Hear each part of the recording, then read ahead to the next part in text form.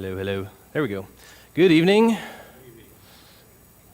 Thank you. Good evening. It's good to see you all tonight. Thanks for braving the wet weather to be here. As Barney mentioned, Bill is not feeling well. Hard to teach class with laryngitis, although I suppose he could have just written everything down. That would have been one way to go. I've been checking in with him as we have gone through the week. He was hopeful that he would get to be here, and so kind of made the call. I think it was either this morning or might have been at the end of the day yesterday that he didn't think he'd be able to teach class, and so here we are. And tonight I will reveal to you that I have an affliction. My affliction is lesson deja vu. And this is the affliction of getting ready to teach something and being absolutely convinced I've done it before, like in a similar setting, just like this. And then asking, have you ever heard me talk about this? And people saying, well, I don't know, but not believing them and still being convinced that I've done it. So whether or not I have taught this class before, I apologize. So you just pretend and gasp and ooh and ah as though you've heard it for the very first time right here, right now. So hopefully my lesson deja vu won't actually come and bite me tonight as we talk about things together. You have been studying Ecclesiastes, is that correct? Yeah, so I'm not going to do that.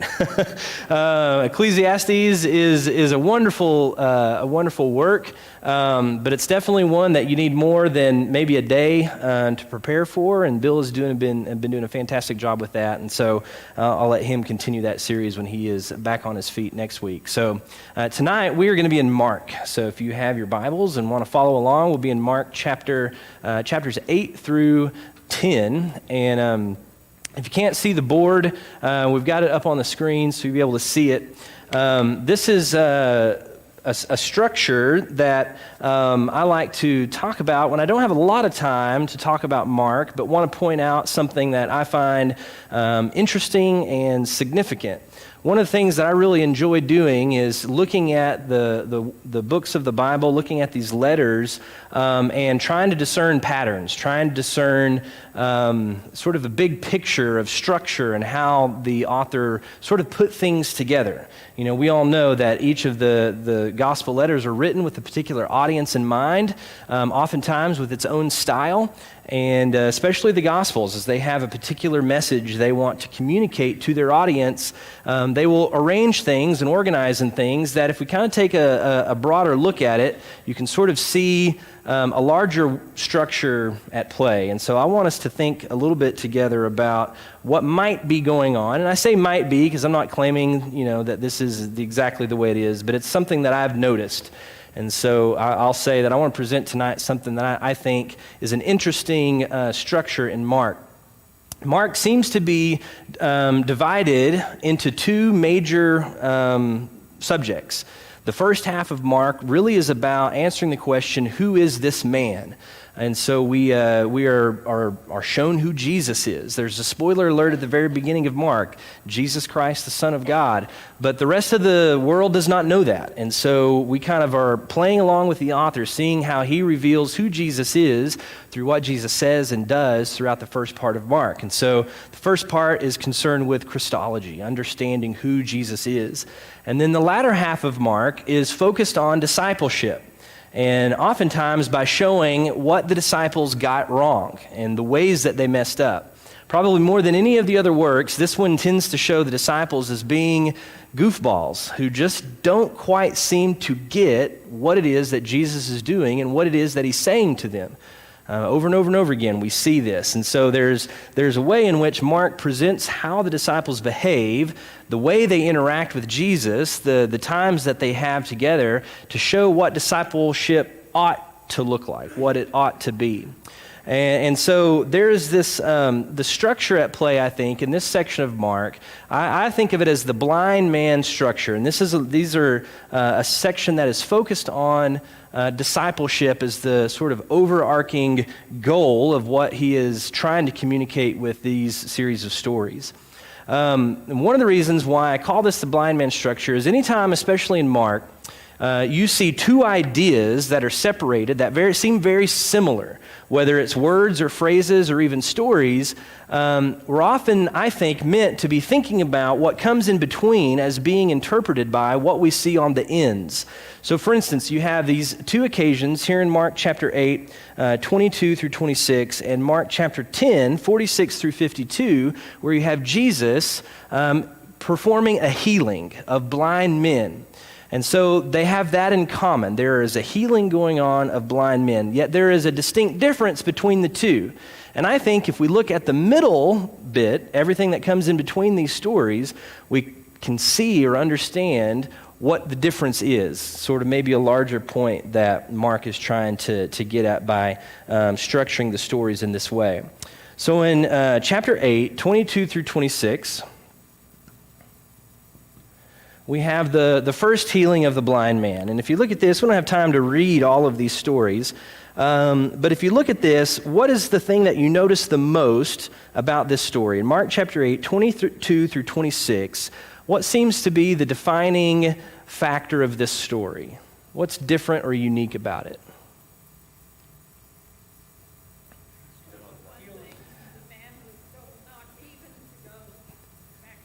Okay. It wasn't to go back home, to say anything about it. Brendan, you said he spit on his eyes. It wasn't fully healed immediately. It was a stage. All right. So there are stages that are happening here. I think it's interesting that he wasn't healed immediately. And then, we could do a whole other class on why Jesus told him not to say anything to anybody else.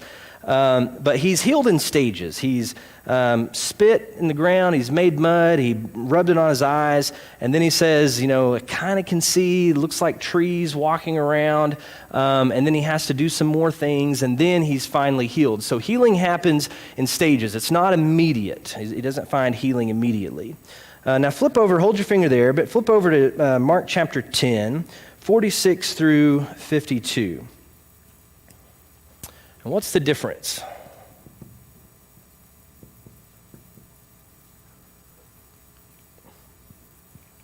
In 46 through 52, healing blind Bartimaeus, what's the difference, especially in comparison to the first blind man's story? All right. Now we have a blind man being healed, very similar circumstances, only he is healed immediately. There is no second try. There is no trial and error. And does he have to work and do anything, or does he just speak and it happens? Right, in this story, he just says, "Let me recover my sight," and Jesus says, "Go away. Your faith has made," or "Go your way," not go away. "Your faith has made you well," and immediately he recovered his sight and began to follow him. So in one story of the healing of a blind man, you see it happening in stages, and in the other story, you see it happening immediately. Now let's take a look at some of the way this story, the narrative unfolds in between these two stories. And I want to think about this in sort of the broad strokes. And I think there are three basic stories. I'm gonna title these as three basic lessons that happen in between here. And they follow a very similar pattern. I'm going to run out of board here, I think. All right, in each of these, you have Jesus making a passion prediction, predicting his death, followed by some sort of, I'm just going to say, a misunderstanding. Some sort of misunderstanding of the disciples, followed by a teaching moment or instruction. So in each of these stories, you have this going on. It looks the exact same in this third. I'm just going to kind of do this here. Passion story, misunderstanding, and instruction. In the middle one, you see the same thing, only the pattern somewhat gets repeated. You have a passion prediction, a misunderstanding, instruction, followed by more misunderstandings and more instructions. So you have the prediction, the misunderstanding, the instruction, more misunderstanding, and a little bit more instruction. Now let's take a look and see what each of these, let me find my, I'll show you what I mean and why I think this is important. All right, so let's take a look at chapter 8, 31 and 32. This is the first Jesus foretelling his death. And he began to teach them that the Son of Man must suffer many things and be rejected by the elders and the chief priests and scribes and to be killed, and after 3 days to rise again. And he said this to them plainly. Now, what's the mistake or what's the misunderstanding that immediately follows?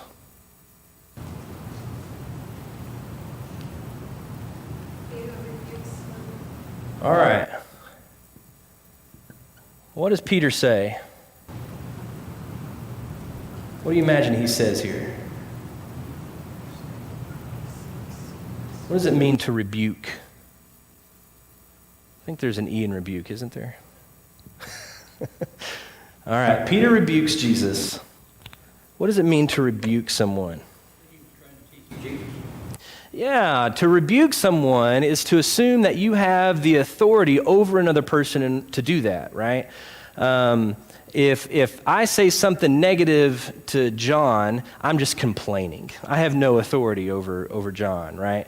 If you complain to your boss at work, or you say something, you're just making a complaint. But if they have a complaint against you, it is a rebuke, right?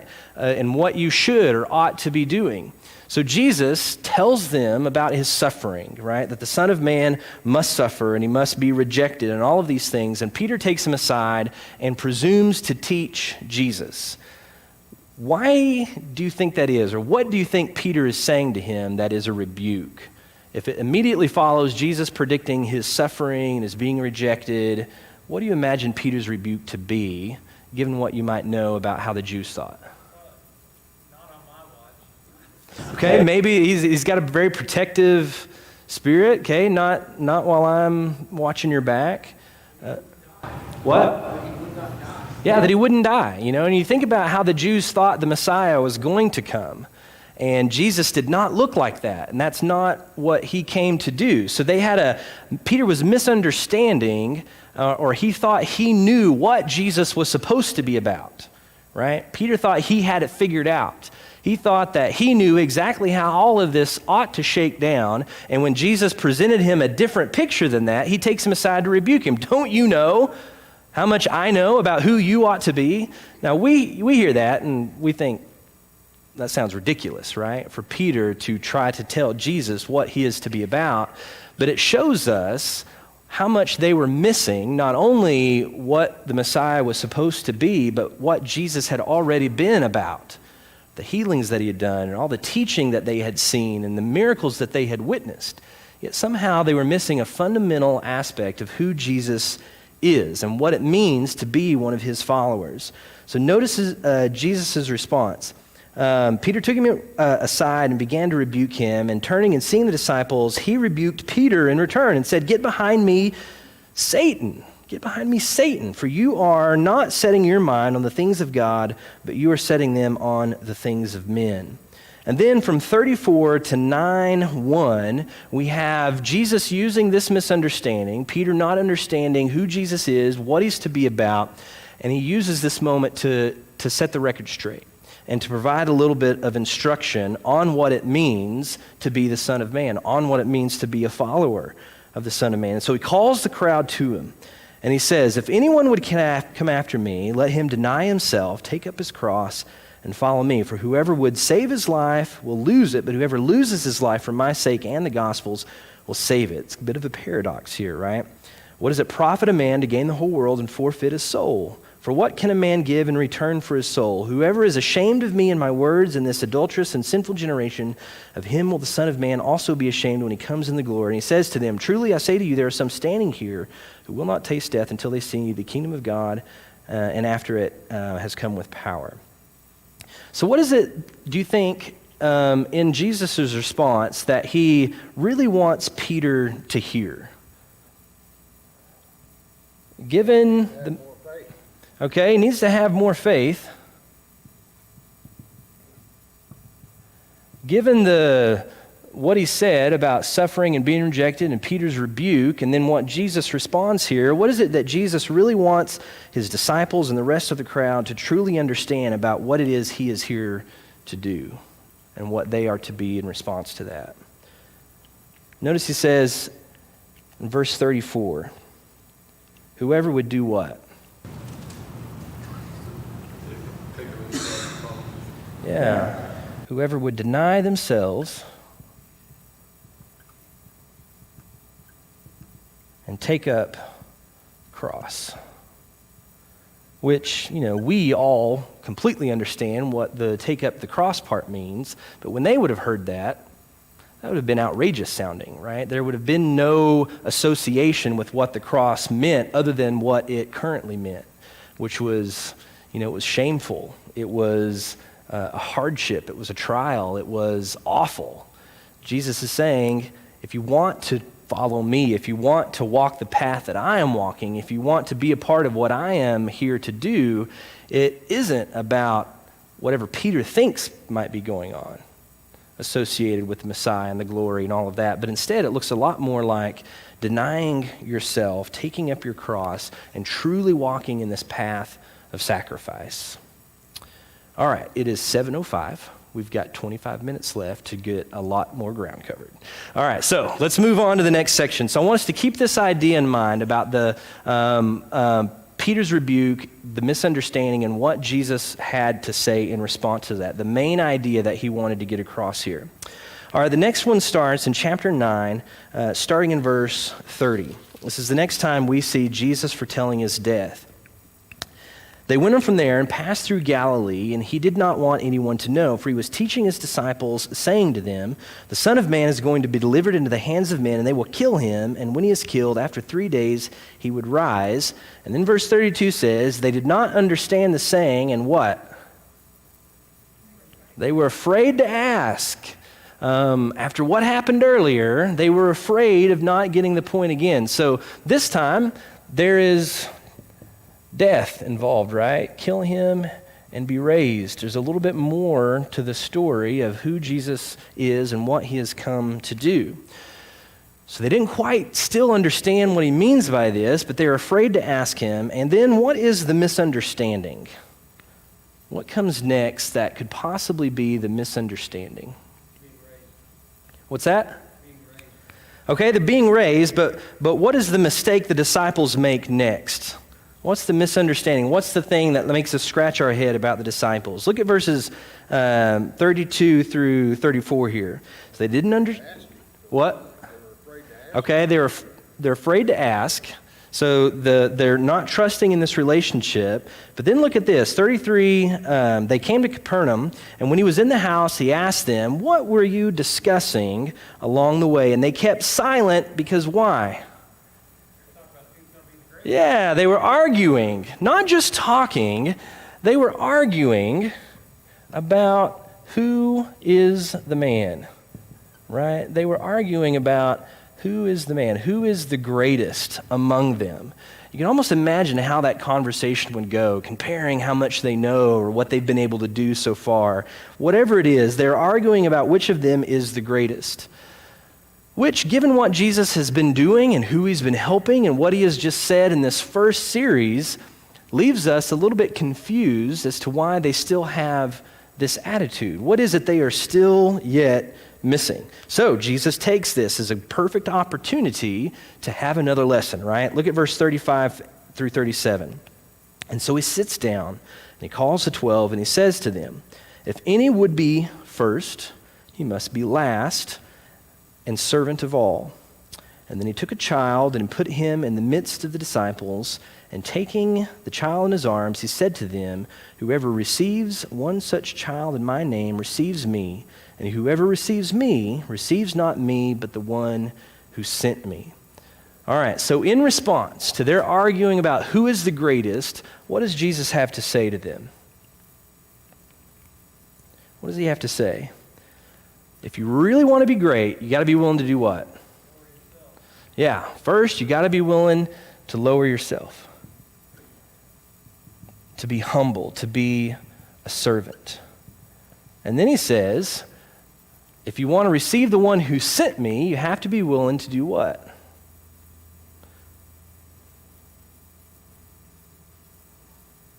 Verse 37. Okay. All right.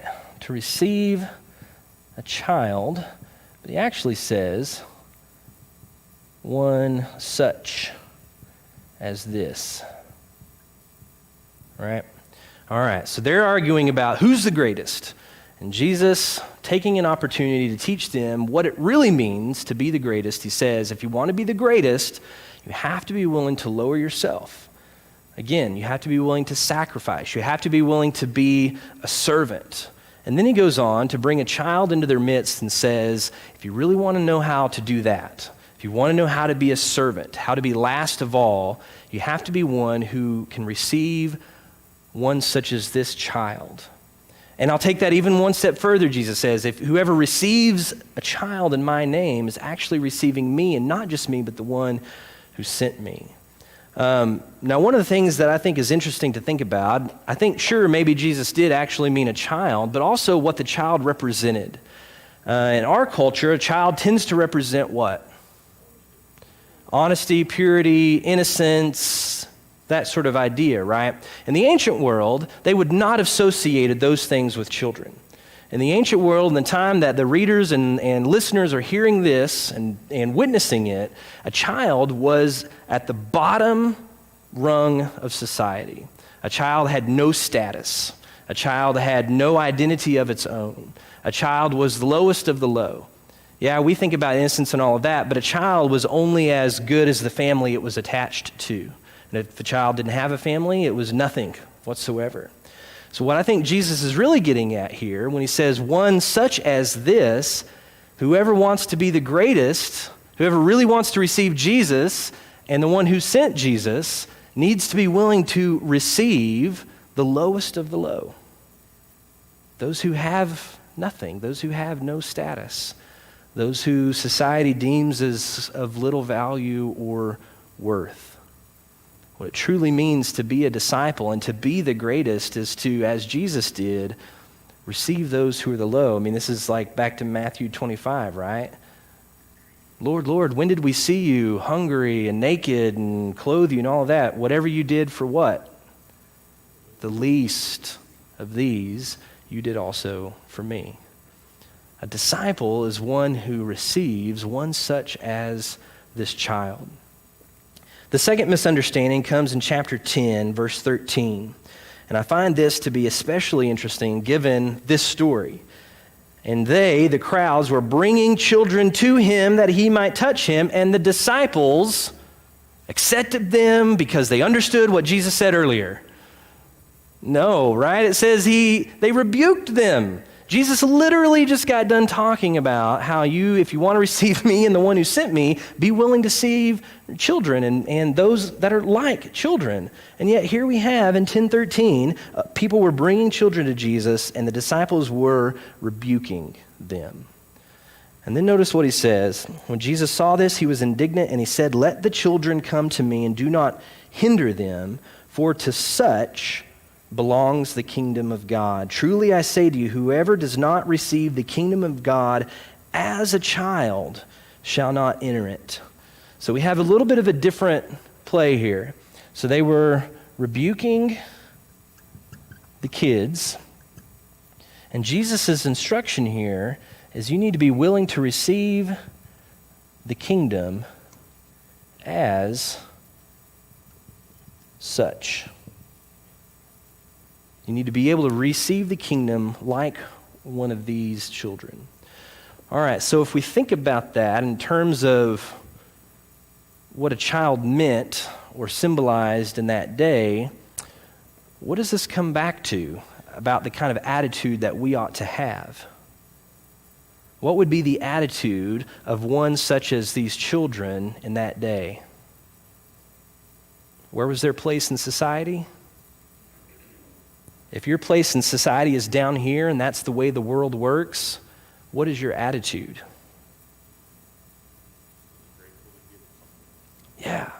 I mean, knowing that you are viewed by everyone as completely worthless and without value, knowing that you have nothing to offer and nothing to give except that which is bestowed upon you in grace, you would be grateful to any and everything, opportunity that you might have.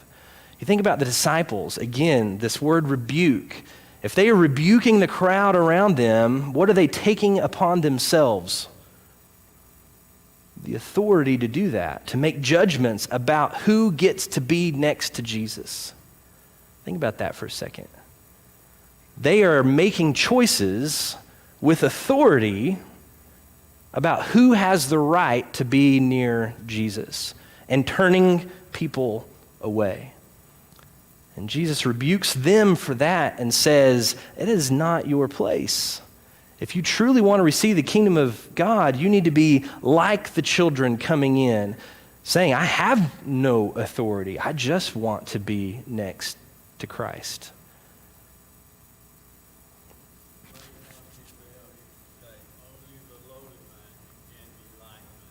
Yeah, only the lowly minded can be like-minded. So we're starting to see a picture unfold of what discipleship looks like and what it means to be a follower of Christ. And it has nothing to do with positions of sort of lofty self-righteousness or authority. It has everything to do with denying ourselves, picking up our cross, receiving those who are at the low end, the marginalized and the poor, not making decisions for God about who can come to God, but instead coming to Him ourselves with this position of our heart that says, we are nothing without you. We have no value of our own apart from what you bestow upon us by simply being near you. All right, then we have the third story here, chapter 10. We got about 10 minutes left. Chapter 10, verse 32. And they were on the road going up to Jerusalem, so they're getting close. This is the third time here. And Jesus was walking ahead of them. And they were amazed, and those that followed were afraid. And taking the 12 again, he began to tell them what was going to happen to them. And he said, see, we are going up to Jerusalem, and the Son of Man will be delivered over to the chief priests and to the scribes, and they will condemn him to death and deliver him over to the Gentiles. They will mock and spit upon him, flog him, and kill him, and after 3 days he will rise. So here we have an even fuller picture of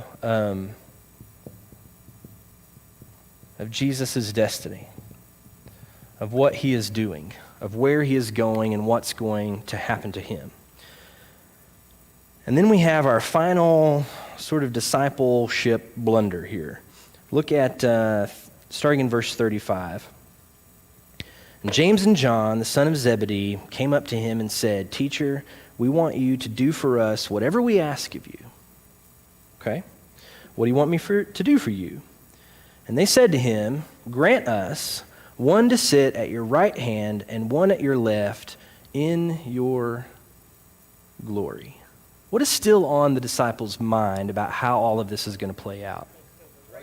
Yeah, they're still like, we're thinking, okay, funny jokes, Jesus, about all the things that you said, but really, we want to, who's going to be, right? They're still asking and thinking about Jesus in terms of, this glorious position.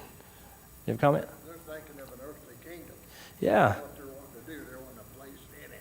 Yeah, they are still thinking in old terms, right? They're still thinking and not getting what Jesus is and who he's here for and what he's to be about, right? And he even says, you do not know what you're asking. Because Jesus knows, I know what you're asking, but you don't actually know what you're asking, right? He says, you don't know what you're asking. Are you able to drink the cup that I drink, be baptized with the baptism with which I am baptized? And they said, we are able.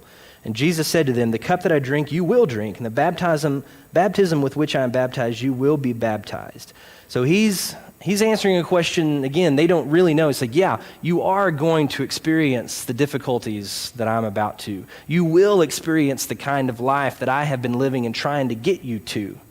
But you don't really know what you're asking in that question. To sit at my right or my left is not mine to grant, but for those who it has been prepared. And then everybody else hears it, and they're upset, and they get mad about it. Then chapter 10, 42 through 45 is the final bit of instruction here. Jesus called to them and he said, "You know that those who are considered rulers of the Gentiles lord it over them, and their great ones exercise authority over them. But it shall not be among you.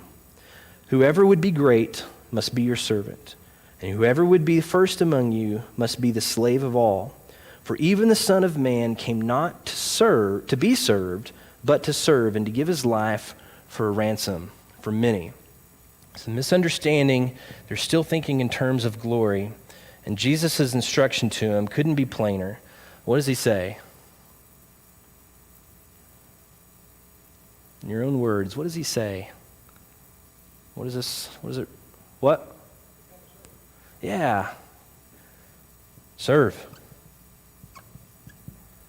Even me. Even the Son of Man did not come for others to serve him, but instead to be the one that does the serving. If you want to be great, if you want to have any of these things you think you're asking for, to be first, you must be the slave of all. Not even I came to be served myself, but instead to serve. And then you finally have this last story of the blind man in which his sight is recovered immediately. And as I think about this story, and I think about why it is Mark might have told it in this way, where he has these two blind man stories sandwiched by all of this teaching, is to think about what does it take for our eyes to be opened? What does it take for us to see clearly the way things are and the way things ought to be? In the beginning, we see difficultly, right? It takes time. It takes a while. When we don't really understand, it's a process and it's work and it's a struggle and it's difficult. It is only after truly seeing and understanding what it means to be a disciple, what it means to be a follower, can we then see immediately, right? Without the teaching of Jesus, because at this point, we get a lot about who Jesus is, but we haven't really started seeing a lot of this kind of teaching from him. This laid out this specifically, at least in Mark. It's not until we really see who Jesus is, really understand what his mission is, and understand our place in it, can we see as clearly and as quickly as the final blind man saw it. So in Mark's gospel, as he works out this idea of what discipleship looks like, he paints us a picture of how the disciples missed so much about who Jesus was, and about what his point was, and about what he expected of his followers. Again and again, the disciples are missing the point. And so for me, I look at this and I think, am I in danger myself of missing the point? Of thinking that I know what the answers are, thinking that I have the authority to make decisions or whatever it might be? Or am I simply seeing myself as a child, coming to Jesus, coming to God, confessing that there is nothing that gives me value or worth except for being close to him? Nothing that I can do for myself or achieve or status I can attain. None of that matters. Only being close to Jesus. What I can do for him, the only thing I can really do for him is to do what he did himself. To deny myself, to be willing to take up my cross, to be able to be a servant to others, to be willing to give up of my own rights, wants, wishes, and desires for the sake of another person, to receive the kingdom as a child would, to receive a kingdom saying, I have no worth or value apart from you, and to be willing above all to follow in the steps of Christ in my service to others. And so when I look at Mark and the ultimate message of what it means to be a disciple, it really comes down to what Jesus said there at the end, to be able to truly see clearly and quickly, to understand that the Son of Man did not come to be served, but to serve, to give his life as a ransom for many. And he expects nothing less than the same from those who would follow after him. That's all I have for tonight. Brendan, if you don't mind, would you lead us in a closing prayer? We beat the bell by a couple of minutes. Sorry about that. we'll get time to hang out and visit a little bit. Father, Heavenly Father, we're so thankful for this time that we've had come here this evening to learn from your word. Father, we pray that you please help us in our lives to truly be disciples of you, to follow after you, not put our own agendas first, but to truly seek to be disciples, to be selfless, to follow you as we should. Lord, we pray that you please be with us all this now as we separate to our homes. We pray that you please give us safe trips. Please be with those on our prayer list, strengthen them and help them. Pray this in Jesus' name.